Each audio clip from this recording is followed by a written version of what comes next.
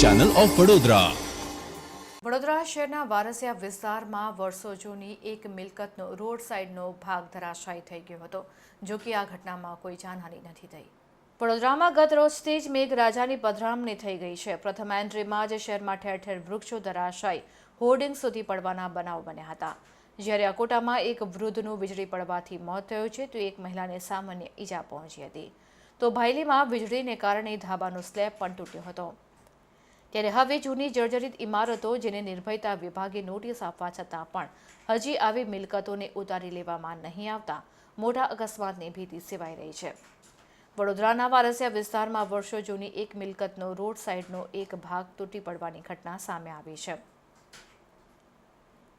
મળતી માહિતી અનુસાર વારસિયા પોપ્યુલર બેકરી સામે ગાયકવાડી શાસનકાળ દરમિયાનની જૂની હવેલી, જેમાં ભાવ શિંદેનું મંદિર આવેલું છે, જેનો એક ભાગ એકાએક તૂટી પડ્યો હતો। આ અંગે માહિતી આપતા સ્થાનિક બાબુભાઈએ જણાવ્યું હતું કે વર્ષો જૂની આ જૂની હવેલી છે, જેમાં ભાવ શિંદેનું ઐતિહાસિક મંદિર આવેલું છે। અહીં 3 થી 4 પરિવારો રહે છે, પણ હાલમાં આ મિલકત પડતરરૂપ છે। 3 થી 4 પરિવારો ભાડુઆત રહે છે, જો કે તેઓ હાલ બીજે રહેવા જતા રહ્યા છે અને હાલમાં 4 થી 5 વ્યક્તિઓ રહે છે। હજી આ મિલકતનો કબજો કોઈને સોંપવામાં આવ્યો નથી। ત્યારે સવારે 5:30 આસપાસ રોડ સાઇડનો એક મોટો ભાગ તૂટી પડ્યો હતો। વહેલી સવારે આ ઘટના બની હતી, જેને લઈને કોઈ જાનહાનિ નથી થઈ।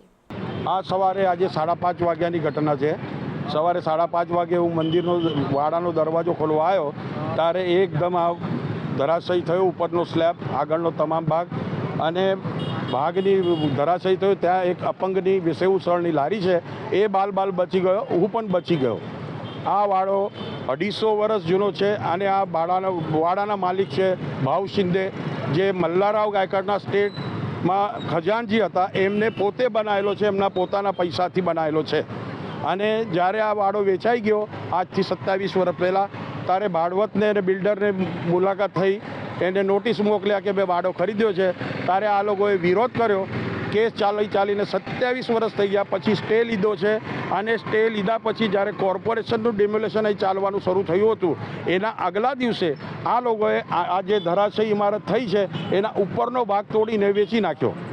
જ્યારે કોર્ટે આ મિલકત પર સ્ટે આપેલો છે કે બિલ્ડરને ભાડવત કોઈ આ વસ્તુ તોડે નહીં અને રિપેરિંગ કરવું હોય તો કોર્ટ કમિશનરની પરમિશન લઈને કરાવવું, છતાં બી આ લોકોએ તોડીને ગેરકાયદેસર, અને તોડનાર બી એ ભાડવત નથી કે કોઈ માલકીનો હક નથી, એ શૈલેષ રમણલાલ સેવક, દિલીપ શાંતારામ સાવત અને એની જોડે અન્ય ભાડવતો, એ લોકોએ મળીને આ કાર્યવાહી કરી અને એ જો ભૂલનો ભોગ, એમના કરતૂતનો ભોગ આજે કોઈ નિર્દોષ મરી જાત અને હજી બી અંદરનો ભાગ પડવા જેવો જ છે। એ લોકોને બધાને જાણ કરી છે, હજુ કોઈ પૂછવા નથી આવતા। અને પીઆઈએલ જે માણસે કરેલી છે એ પીઆઈએલમાં એ માણસ એવું દર્શાવે છે, ચંદ્રકાંત નરસિંહરાવ અરગડે, જેમની અત્તરની દુકાન છે માંડવી પાસે, એ ભાઈ કોઈ દિવસ 26 વર્ષમાં જો મંદિરમાં શું છે, મંદિરના શું કાર્યક્રમ ચાલે છે એ બી એમને ખબર નથી, છતાં બી આ લોકોને ઊભા કરીને, જ્યારે એમને બી વારંવાર મેં વકીલને વાત કરી, વકીલ કહે છે બિલ્ડરને બોલાવો, ભાડવતને બોલાવો, અમે લઈ જઈએ છીએ, વકીલ એમનો મળતો નથી। અને આ જે ઘટનાનો ભોગ આના પછી બી બને તો એની જવાબદારી કોની?